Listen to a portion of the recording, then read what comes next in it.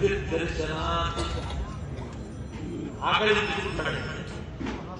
దేహేంద్రియాల యొక్క విషయాన్ని అరికట్టేసి, అంతఃకరణను అరికట్టేసి, అతీంద్రియముల ద్వారా అతీంద్రియ స్థితిలో మొత్తం కూడా కనుగొంటుంది. అందుచేత ఈ అయోధ్యాపురం అనేటువంటి దాంట్లో ఆ ఆత్మారాముని రామచంద్ర బాగా అర్థం చేసుకొని రామ రామ రామ